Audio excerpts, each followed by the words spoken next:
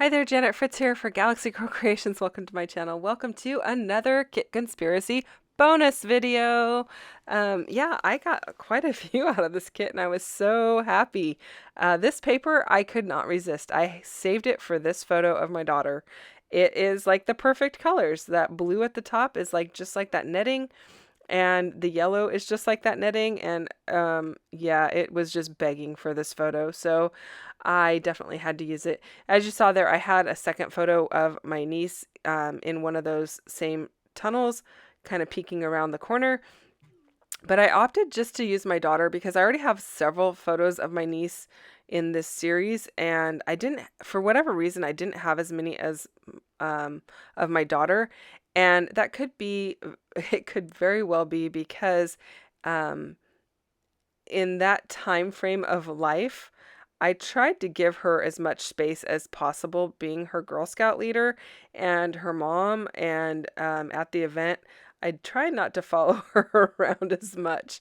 Um, but my niece, she is always really like, she's a camera hog, so um, yeah, she didn't mind. So that's why there was a lot of her and not as many as of my daughter. But I decided to go ahead and just showcase this one photo on here. And there's nothing really specific that I'm telling about this story. Um, but I just wanted to use this photo because I didn't have, like I said, as many of her, especially of her by herself. And so I thought this would be kind of a fun one. And I will probably write a little story about her personality at that time frame in life.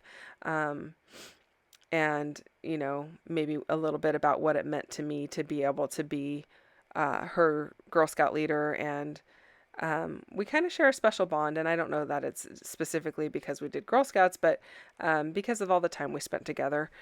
And, we homeschooled, and I took her to all of her classes that she did that were outside of our home, and we just spent a lot of time together.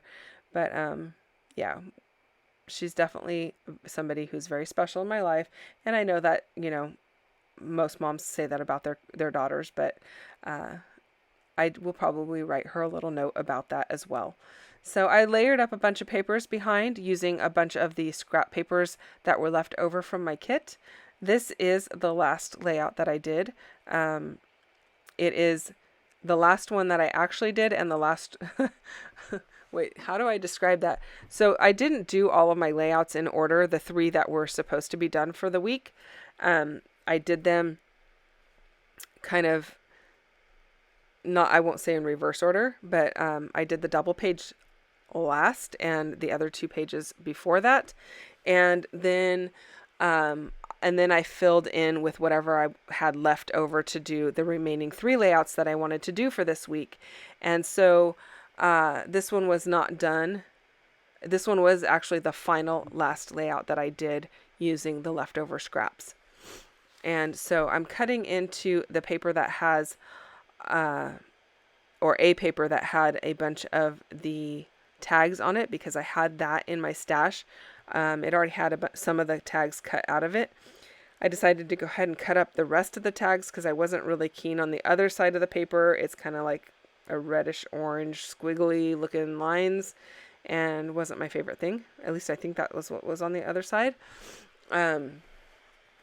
I wasn't super fond of it, so I decided to just go ahead and cut up all of those tags, and I end up just using the one on this particular layout, and I really like how it looks. I really liked using that tag. It says life in full color in the center of it, and I really liked the saying on there. I thought it went really well with the photo and with all the bright colors and everything, so that made me pretty happy. And then I decided to keep going through all of that ephemera and see what else I had. I'm going to pull in some more circular elements like this color wheel. I like the vellum. I like the texture of it, so I thought that was kind of fun. And I like that it's not super see-through. It is see-through, but it's not like super transparent. It's got some translucency to it, I guess. But a lot of times the vellum is so see-through that you, like, everything that's behind it you can see, and I don't know, makes it so it's like hard to read or whatever, because you get so many transitioning lines behind it. But in this case, I didn't feel like that had like there was any problem with that at all. I decided to use that paint roller too. I thought that was kind of fun. Given the event that they were out and the kind of joyful, fun feeling of the photo, and she's kind of making a funny face in the photo. I thought it was just like perfect to be able to use kind of like these really fun bits that you wouldn't normally use. I wouldn't put on just any layout, I should say. It's not that I wouldn't normally use them, but I thought it just called for these bright colors. I am going to title this one "You Color My World," and there is a die cut for that I was just really looking forward to using. And so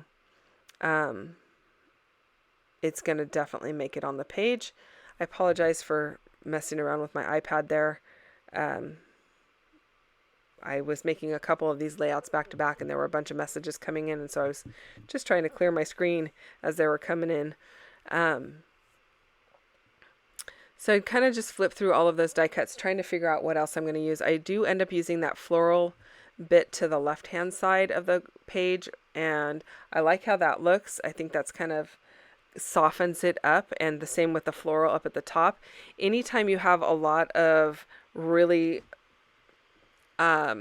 square or straight lines, like grid designs or anything like that, it always helps to soften them up with organic looking shapes. And so florals definitely do that job. Not that this has a grid or anything on it, but with all of those layers of paper, it's got very rectangular feeling look to it, aside from that really big circle. So adding the other circles and the organic shapes definitely helps soften everything up. I like the addition of the beads across the bottom. Kind of makes it feel like it's a banner, even though it is not necessarily a banner or a bunting. It's just kind of like beads, but it looks kind of festive, and I like that. Another nice thing about this vellum not being as transparent as some of the others is your tape runner doesn't show through it quite as much as some of the others. So that's kind of nice too. So I'm going to go ahead and start taping everything down or gluing everything down so that it doesn't keep moving around. And I did end up using that black piece at the top. It says "do all the things." That's like the Vicky Bouton catchphrase.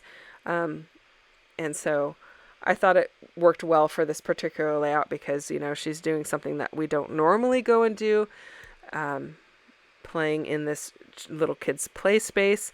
But these girls, if you didn't watch my videos earlier in the week, it was my daughter and her Girl Scout troop participated in a mystery trip, and they did several activities throughout the day that they had clues as to where they were going and what they were doing. And then we ended up at this kids' play space that they actually spent the night at. And so our group had it rented out, and the girls, they had fun. I mean, it probably wasn't like their number one hangout, but this particular group of girls that went, they always manage to have fun no matter where they're at, as long as they're together. So that was always a nice thing about this particular troop. So I went ahead and tucked those beads under there so they look like they're coming from underneath one of those photo layers and leading right over to the title. And I am pretty much done with the layout, I think. Yeah. I hope that you enjoyed this extra bonus video from my kit. And thank you so much for watching. Hit the thumbs up button if you don't mind. And if you're not already subscribed, I would love for you to subscribe to my channel as well. I will be back again with another video for you very soon. And I hope that you are enjoying Kit Conspiracy. And I will see you guys again soon. Bye-bye.